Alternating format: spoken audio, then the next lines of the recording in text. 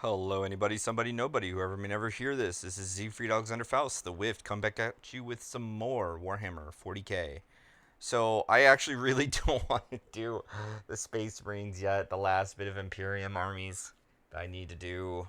Make Black Templar, and I have to go through all the FAQ errata changes for Death Watch, um, and redo one or two armies possibly as well. So, I'm just going to do the Xeno, because they're basically all done. I just need to make the videos for them. So I'm going to be doing all their updated lists. So this is Necrons. This looks pretty weird because of the change they made where vehicles count as core. So the HQs are core, which, on a side note, you can technomancer revive a 5 wound model of, what is it? Not the more, I forget, the guard for the Silent King. For the Silent King's rules, even if he's wounded, damage goes to the guard first. So you can constantly do revives for that and give himself bonuses, all kinds of nonsense. So he's almost like a staple for a lot of lists, but I didn't include him. He's very expensive, and I don't think necessarily worth compared to this list. Uh, this list has Nightbringer and the Void Dragon. Also, it's weird because you want to get the Silent King in melee. You just want to get him stuck in as fast as possible, so he can just be a menace. Um, which is a little odd to me. You want to do that with this list as well, by all means, but you have more to work with. So I think it's better. These guys, the fact that these guys get Lookout Sir, they're 9 wound vehicle that gets Lookout Sir. They're basically the same as a Custody bike. I don't even know if I have my old list real quick. So here's the Shield Captain on Dawn Eagle jet bike. Model's massive.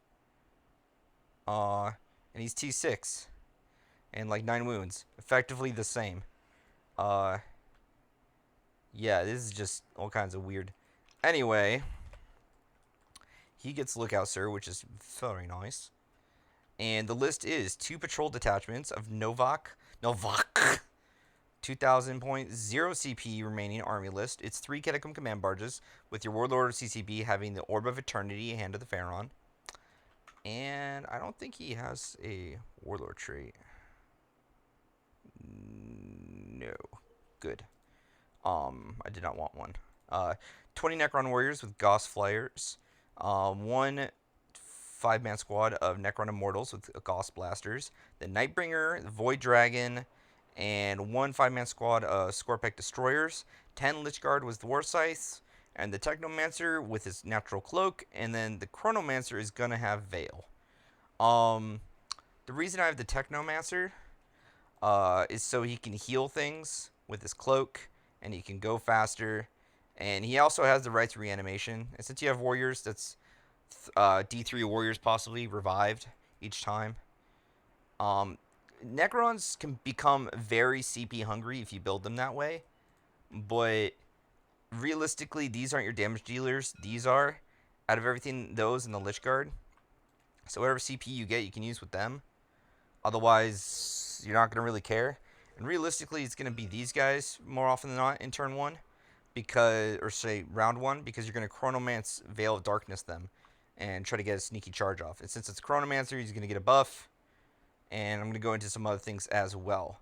So Novak, which is what this is going to be, is add 1 to the charge rolls. So this is going to be reroll charge plus 1, so 8-inch charge. Each time a model with this code makes a melee attack, if that model's unit made a charge move or was charged performed heroic intervention, improve the AP by 1.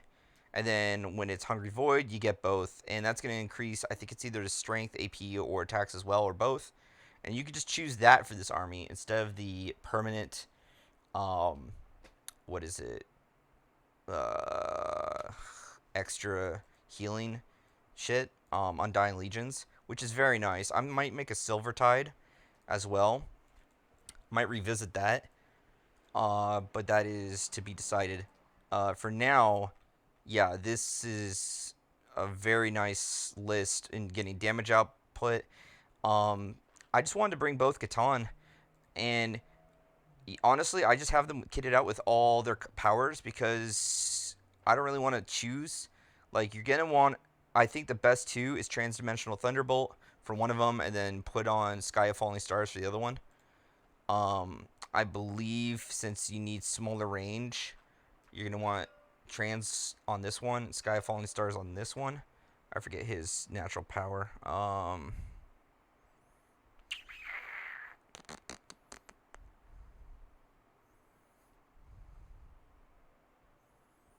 Voltaic Storm. Yeah.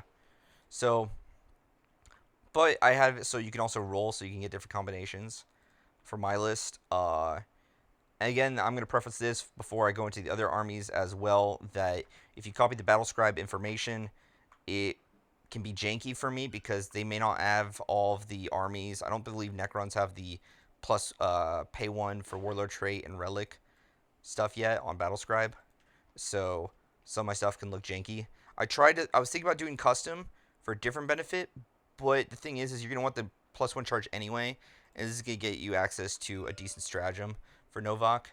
So, all in all, I just took Novak. Yeah, these catacomb command barges are just going to be pretty good. The thing is that I like about them is that they have trans built in. So even though they're not T8, they got trans. They have a 5-up invul, and they give themselves plus 1 to hit. So even if they're shooting their Gauss cannon in melee, it's still going to be on 2-ups, which is very nice. Because my will be done. They can just choose themselves. And because they're within themselves, they also get plus 1 to their move.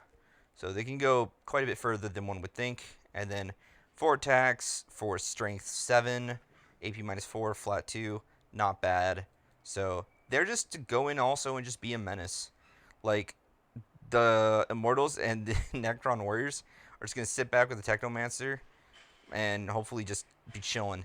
Everyone else fights, and is just the way I like to run a lot of armies. Unless it has absurd castling potential, it feels like this is more often than not the better way to go. Just to like split your forces, and you can do this in. You don't have to, again. This doesn't castle. It's not forced to castle, and it has deep strike potential. So there's a lot of ways to mess your opponent. Overall, I think this is a great list. Feel free to run this. Again, the Silent King has this stupid combo right now. That's getting mixed reviews on it, but the FAQ errata came out and they did not change it. So legally, you can do that, and it's very good. I just don't feel like it's as good as this because it is a huge point sink that I feel you can get more value out of other things. But it's a dice game, so at the end of the day, who effing knows?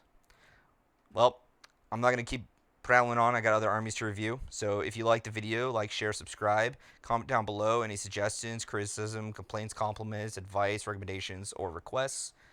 And I'm going to put my Google Drive information there so you can copy the list. And again, with more updates come out, I will be putting out version 3.0, 4.0, etc. And you're just going to have to check the day of the video to see which one is the most update. Let's see. Oh, my Twitch channel is going to be there as well.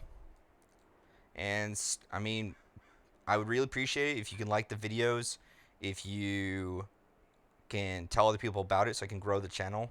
That'd be super awesome. But I'm pretty fucking lazy, so if you don't want to do it, I completely understand.